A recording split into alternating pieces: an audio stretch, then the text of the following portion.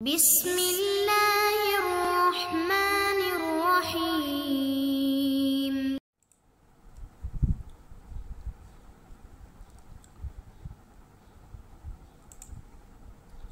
اعوذ باللہ من الشیطان الرجیم، بسم اللہ الرحمن الرحیم، وبہ نستعین۔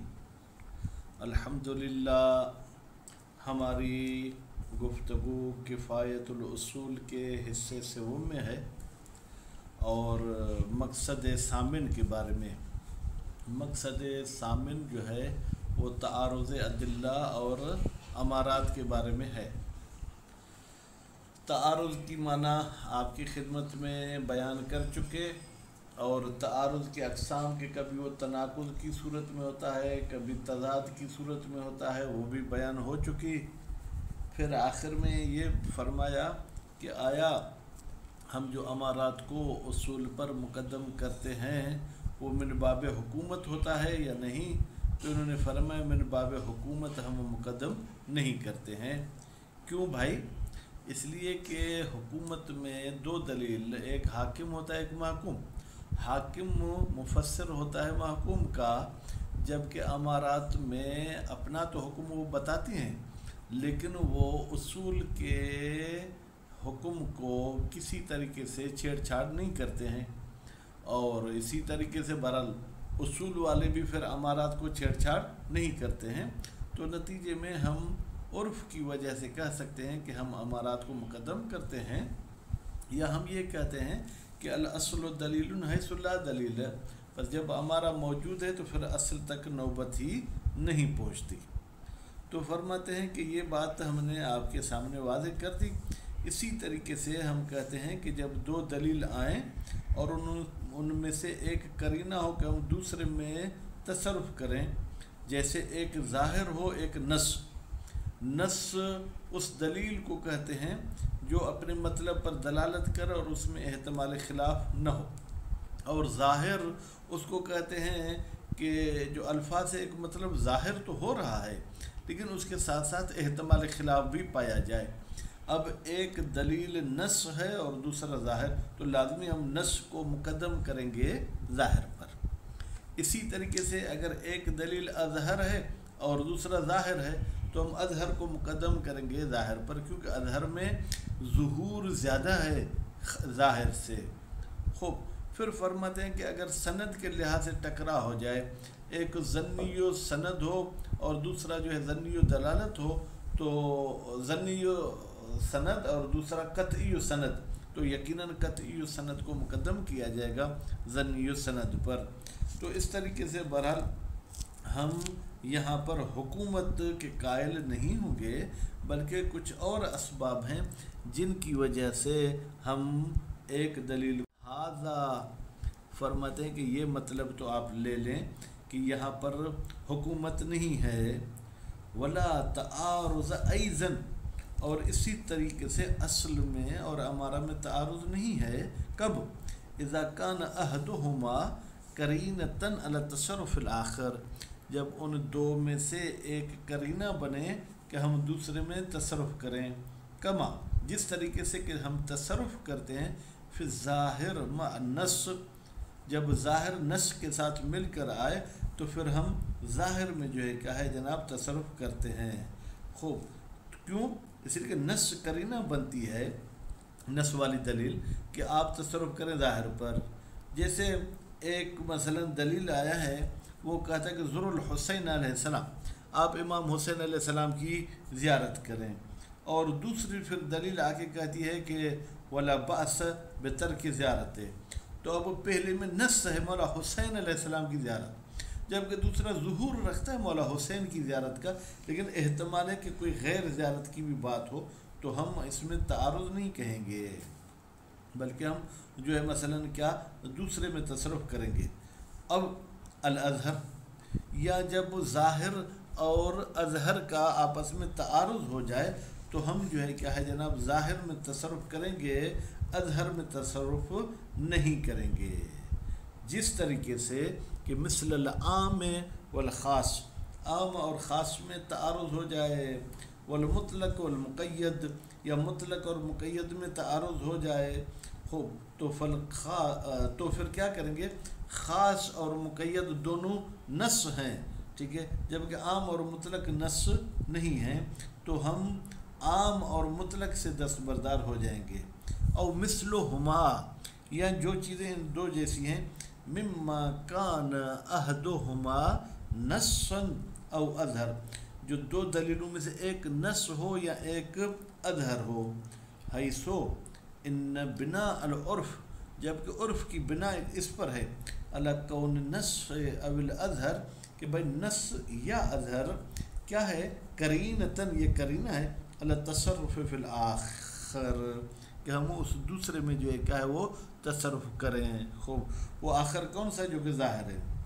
وہ بالجملہ، بھائی ہم آپ کو بھی خلاصہ بتا دیں، الادلۃ فی ہذہ الصور، بھائی جتنے بھی دلیلیں ان صورتوں میں، ظاہر اظہر والی صورت ہو یا ظاہر اور نص والی صورت ہو، خوب ان تمام کی تمام میں، وَإِنْ كَانَتْ مُتَنَافِيَةً، اگرچہ بظاہر تنافی بھی رکھتے ہیں، بحسب مدلولاتها، اپنے مدلولات کے حساب سے، الا انہا غیر متعارضہ، لیکن اگر ہم دقیق عینک پہن کر دیکھیں تو ان میں تعارض نہیں ہے، لعدم تنافیها فی الدلالت و فی مقام الاثبات، اس لیے کہ ان میں کوئی تنافی نہیں ہے، نہ دلالت میں اور نہ ہی جو ہے کیا ہے الفاظ اور اثبات کی صورت میں، بحیث اس طریقے سے کہ تب کا ابناء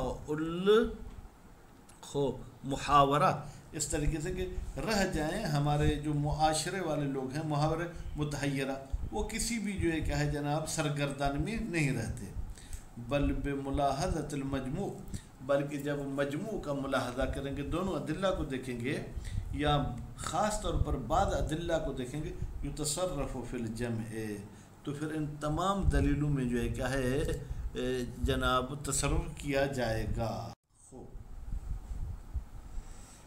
او فی البعض، یا ہم جمع میں تصرف نہیں کریں گے بلکہ بعض میں تصرف کریں گے، اور وہ بھی عرفاً، عرفی تصرف کریں گے، اس طریقے سے کہ بما ترتفع بہ المنافعات، جس کے ذریعے منافعات ختم ہو جائے، التی تکون فی البین، وہ منافعات جو ہمیں ابتداء نظر میں سامنے آتی ہے، خوب تو وہ منافعات ہماری ختم ہو جائے گی۔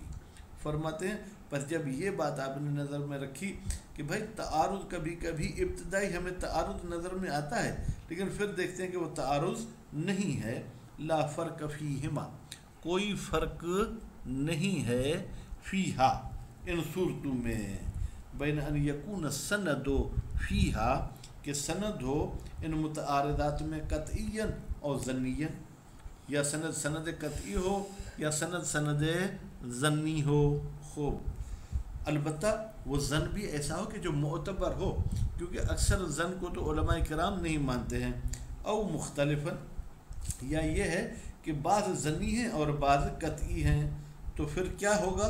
فیقدم، مقدم کیا جائے گا، النص، نص کو غیر نص پر، او الاظہر، اظہر کو غیر اظہر یعنی ظاہر پر، وَإِنْ كَانَ بِحَسَبِ السَّنَد، اگرچہ سند کے لحاظ سے وہ ظنی ہی کیوں نہ ہو، بس ہم اصل حیثیت دلالت کو دیں گے، سند کو نہیں دیں گے، بس مقدم کیا جائے گا نص کو، مقدم کیا جائے گا اظہر کو، کس پر؟ الظاہر، ظاہر پر مقدم کریں گے، وَلَوْ كَانَ بِحَسَبِهِ، اگرچہ یہ ظاہر سند کے اعتبار سے کیا ہو؟ قطعیاً، قطعی ہو، پس گویا کہ سند کا قطعی ہونا مقدم ہونے کا سبب نہیں بنتا ہے، خوب، وَإِنَّمَا يَكُونُ التَّعَارُضُ فِي غَيْرِ هَذِهِ الصُّوَرِ، بتحقیق تعارض وہاں پر ہوتا ہے جہاں پر یہ صورتیں نہ ہوں، یعنی جہاں پر عرفی جمع بندی نہ ہو سکتی ہو تو اس میں تعارض ہو سکتا ہے، مما کان تنافی فیہ، خوب، جہاں پر تنافی ہوتی ہو، فیہ کی ضمیر ما کی طرف جائے گا، اور ما سے مراد وہ موارد ہیں، بین الادلت، جہاں ادلہ کے درمیان تنافی ہو، بحسب الدلالت و مرحلۃ الاثبات، دلالت کے لحاظ سے اور مرحلہ اثبات کے لحاظ سے اس میں جو ہے کیا ہے تنافی ہو، تو وہاں پر جو ہے کیا ہے تعارض ہوتا ہے۔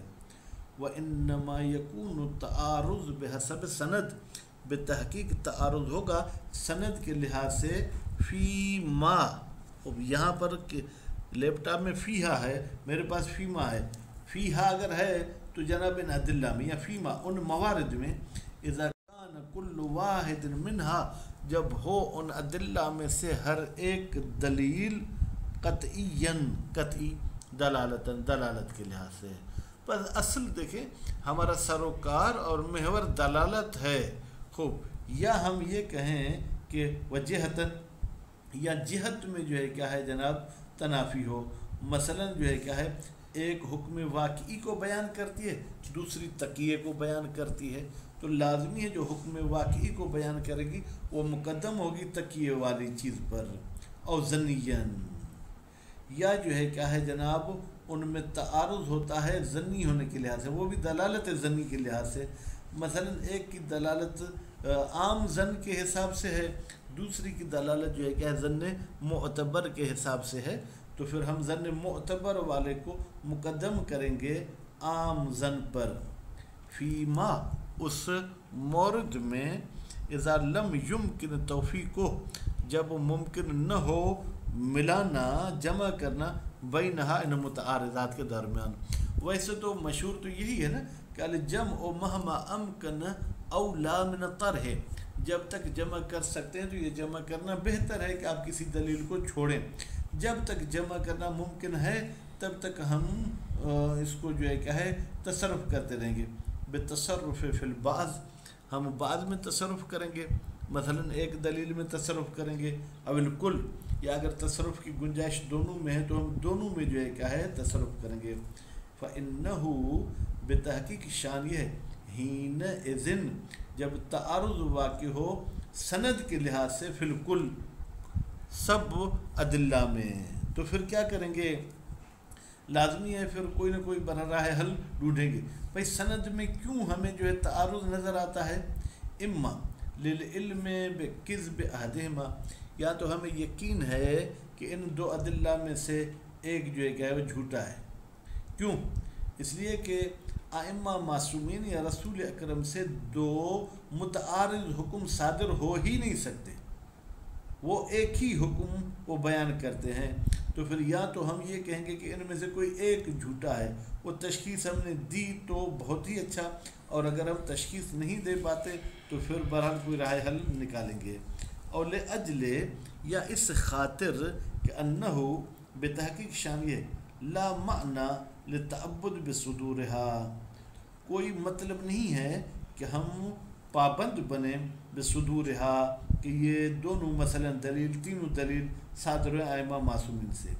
اس لیے کہ اگر ہم کہیں کہ یہ شارع سے صادر ہوئی ہیں پھر تو یہ سب کی سب حجت ہو جائیں گی مع اجمالها، جبکہ یہ اپنی جگہ پر مجمل بھی ہیں اپنی جگہ پر. خوب، پس جب یہ مجمل ہے فیقع تعارض، تو پھر تعارض واقع ہو جائے گا بین ادلت سند کے ادلہ کے لحاظ سے، یعنی ان ادلہ کے سند میں بھی تعارض ہوگا حینئذن اس صورت میں. تو پھر ہم کہیں گے کہ بھائی ایک کی حجیت جو ہے صحیح ہے وہ ٹکر کھاتی ہے دوسری کی حجیت کے ساتھ جس کی سند میں گڑبڑ ہے. کما لا یخفا، جیسے کہ یہ چیز مخفی نہیں ہے. تو پھر وہاں پر انشاءاللہ مرجحات کی طرف ہم جائیں گے کہ ہم کس دلیل کو دوسرے پر ترجیح دیں. وصلی اللہ علی محمد و آل محمد.